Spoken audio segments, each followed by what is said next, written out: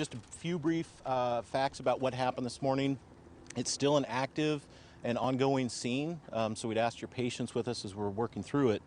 But what we know at this point is at approximately 8:11 hours this morning, our 911 center received a call of a man that displayed a handgun, and there were some shots that were fired inside the building.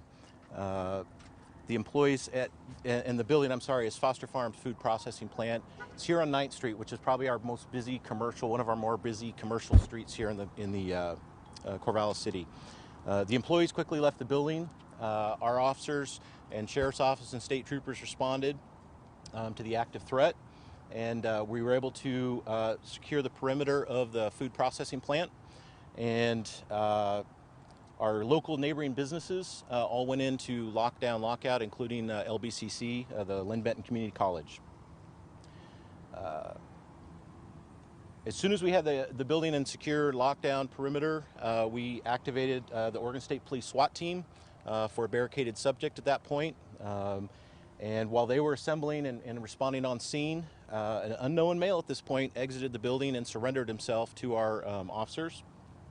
He's currently back at the police department being interviewed, and currently Oregon State Police SWAT is searching the building and making sure that the food processing plant is secure. I want to thank Corvallis Fire Department. I want to thank the Oregon State Police and the Benton County Sheriff's Office for their joint response to this situation. Like I said, it's still an active one, so we would ask the public to still maintain some distance from the business area surrounding the Foster Farms. Until we have this investigation complete, we can reopen the area. I will take just a few questions. Could you say what this guy may have been aggrieved about, or what he was upset about? Well, at this point, I have no information other than what I gave you in terms of a man walked in. So that's what I hope the detectives are finding out right now. We've also heard that the first call to dispatch said that there was a man in the bathroom with an alleged gun and bomb threatening to blow up the place. Can you confirm that at all? That again, I don't have the specifics on what threats were made exactly. I can tell you that everything that we did, we took serious and brought in the state police SWAT team to assist us, as well as some of their bomb response folks. So that's what they're doing right now, is currently sweeping the building, making sure it is safe for the public. Captain, how many shots were fired, and did they hit any individuals? There were no individuals struck. I do not have a number on how many shots were fired at this point. That's part of our ongoing investigation. Inside the building, right? It's correct, inside the building. No injuries as far as you know? As far as I know, there are no injuries. Was the gun found? I don't know that yet. He did not have it on him when he left the building.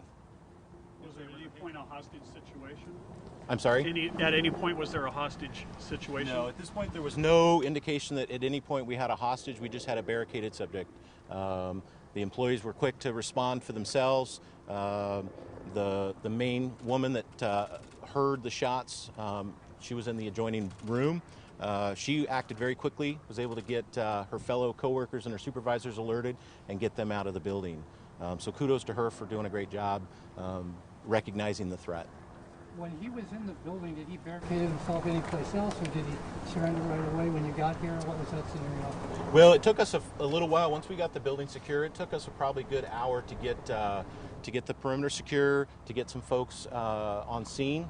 Like I said, we had sheriff's deputies from Benton County, we had state police from Albany and Oregon State University campus office that were assisting us. It's hard to know exactly where he was at in the building at this point. They're going to start reviewing surveillance from the video internal, but until then, we don't know. Was the suspect an employee? We don't know that yet. If you're securing this building here, people are coming out of the building. How do you go about the process of determining who's a threat and who's not a threat, who's an employee and who's not? Well, as part of the investigation, as we pulled people out, most of them, it sounds like, from what I'm understanding, most of them were already out of the building by the time we arrived, but they were able to determine that the subject that the employees saw was still in the building. But we would identify whoever we pulled out of the building, verify their identity, their employment status. We had the plant manager with us, so we were able to identify who they knew were employees of the building. Can you describe what the gentleman was wearing when he came out of the building? I did not see him, so I don't have any description at this point. Captain, can you release his name, or is it too early for that? It's too early. I don't have it yet.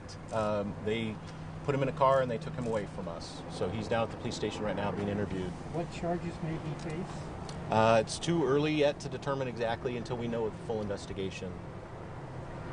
And there was a handgun? My understanding is it was a handgun, yes. Is this a secure facility, or is this a public entrance that he may have gone into? This is a relatively secure facility. They do have a public entrance for deliveries, but it's a processing plant. It's not a point of sale customer type business. So, all right. Any other questions? When you found him and you arrested him, did he have additional ammunition with him? Did he have... I don't have any of that information at this point, unfortunately. We'll probably do another briefing here within the next couple hours once we have an update from our on-scene folks over at the building, once the scene is secure over there and cleared, and once we learn a little bit more from the investigation. Captain, if he is charged with a crime, will he be arraigned today? I don't know that. Last question. Last Okay, question? guys, we're gonna wrap it up. Okay. Thanks a lot. Thank you. So can I just get your spelling? Okay, and your name one more and of time? course, again, that was Nick Hurley with the Corvallis Police Department. Again, at about 8:11 this morning, 911 dispatchers got a call about a man who was spotted with a gun near the Foster Farms facility, a processing facility. And again, that was at 8:11 this morning, located on Northwest 9th Street here in Corvallis. They got a call about the man with a gun. Apparently, shots had been fired. At this point, we do not know how many shots had been fired. Nobody was hurt in all of this. The SWAT team responded for a barricaded person, but while they were responding, an unknown man, police say, surrendered himself. SWAT is still searching the building, sweeping that building. Bomb response folks are here as well, but for now, police still want people to stay away from the area. Back to you. All right, Christine, and I know you're going to be staying there getting more information, but the other thing that the authorities were telling us is that there is no information at this point about a motive, and we do not know as well if this person in custody is a Foster Farms employee, but they did say that when he was taken into custody, he did not have a gun on him. Again, we are expecting a briefing maybe in the next couple of hours. Again, an update from Corvallis Police. When that happens, you can check it out on KGW and all of our social platforms. Christine Pitawanich is going to stay down there. She's going to be joining us live as well coming up on our noon news. So keep it tuned to KGW. We will have this and other news of the day as well.